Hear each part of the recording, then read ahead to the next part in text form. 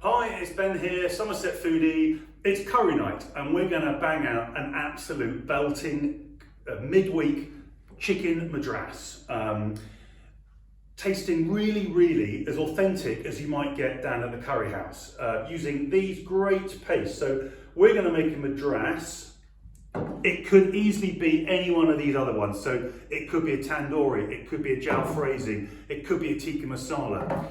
This is a sort of one recipe to fit all of these different pastes, and you can just decide how spicy you want it. But it's, you know, a few simple ingredients, mainly store cupboard stuff, and we're away. So yeah, let's get going. So the first job is to get some of our chicken and get some of the paste onto it just to get it marinating. So, you know, if you can get this done for about 20 minutes, it just really helps.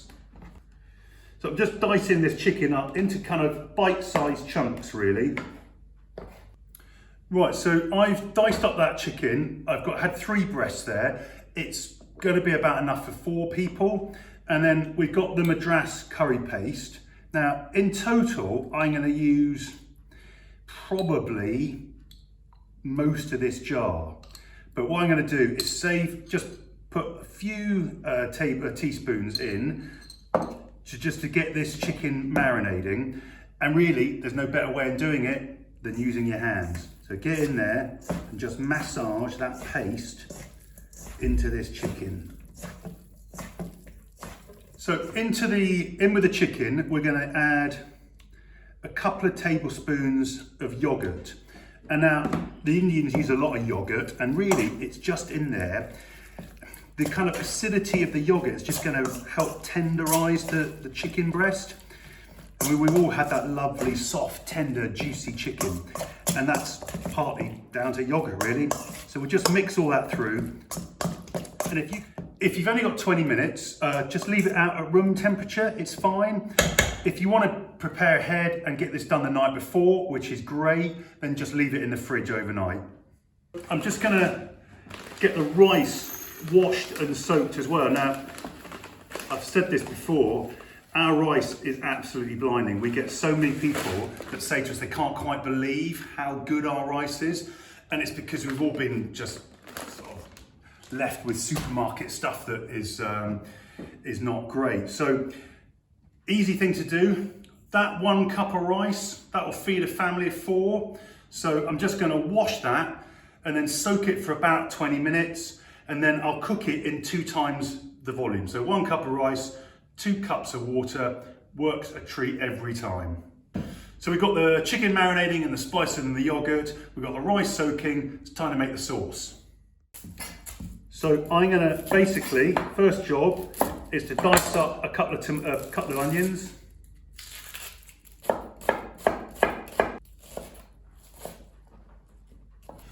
So we'll just get that pan heated up. In with a bit of oil, using my favourite Fossil's rapeseed oil. Onions in. We're just going to cook these. This is quite important. We'll just cook these for about 5-10 minutes, but we'll get them going for about 5 minutes, and then we're going to whack in some peppers. So I can get a chance now to chop these peppers up. So I'm going to whack in an orange one and a red one. Right, so the onions have been cooking on quite a high heat for 3 or 4 minutes. I can just go in with my diced peppers.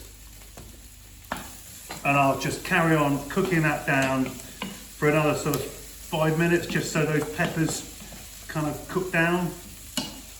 So meanwhile, whilst I'm waiting for those to cook down, I'm just going to make up a little bit of stock, some chicken stock.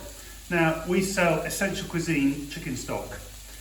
It's not available in the supermarkets, and it's the best tasting chicken stock you will buy. Guaranteed, no arguments, this is it.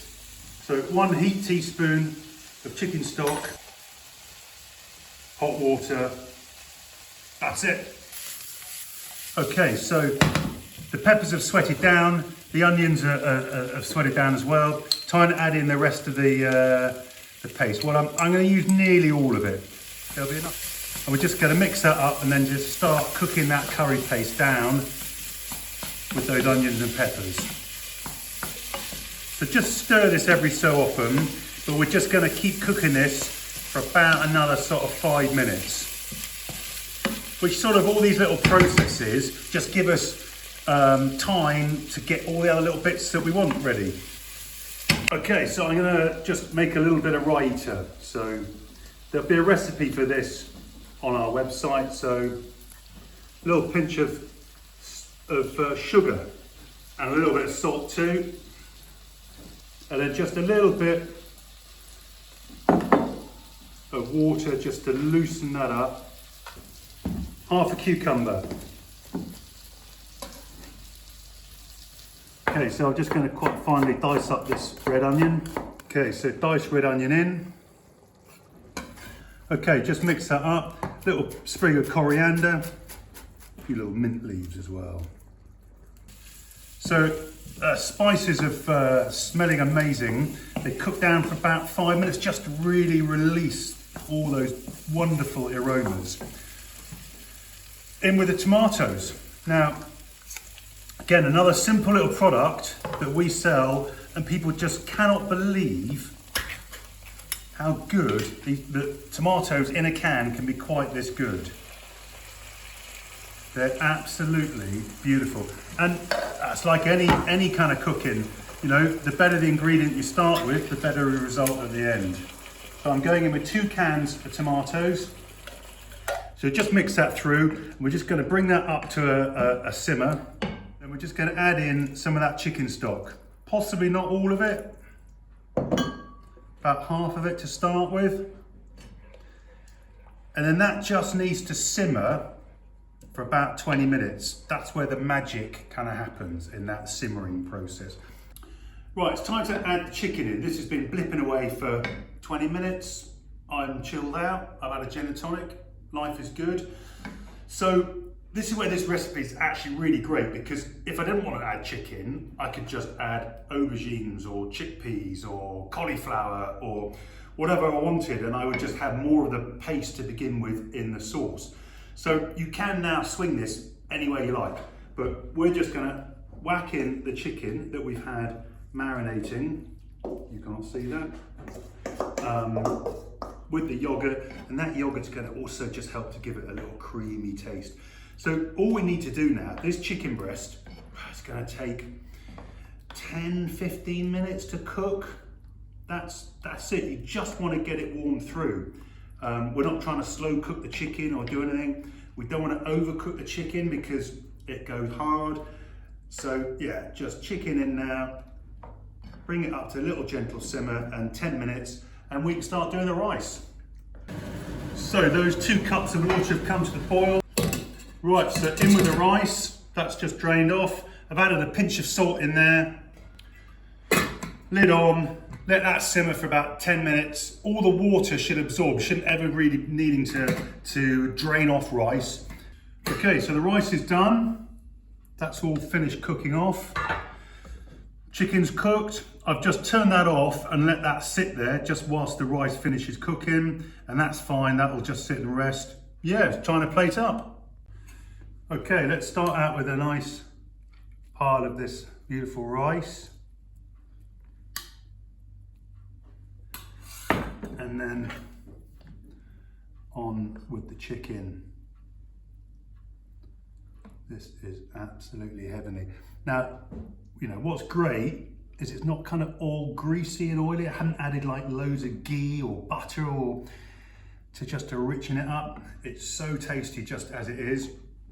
I'm going to finish that with a little bit of coriander. I've sliced a few green chilies because I just like them. We're going to have a nice spoonful of the raita. And I just cooked a few bits of broccoli, which we're going to have on as well, which I just pan fried. And we're done. Right, there we have it. So that's chicken madras done, I think, fairly simply. I know there's a little bit of kind of marinating time and a little bit of cooking down time, but it's not a massive amount of work, and you can get on with other things whilst that's all happening. But the one thing is for sure, this is super tasty. and all really thanks to these absolutely brilliant artisan curry pastes that we do. So that's it. So we'll have a recipe, the full recipe will be on our website, somersetfoodie.com. Yeah, thanks all for watching. See you next time.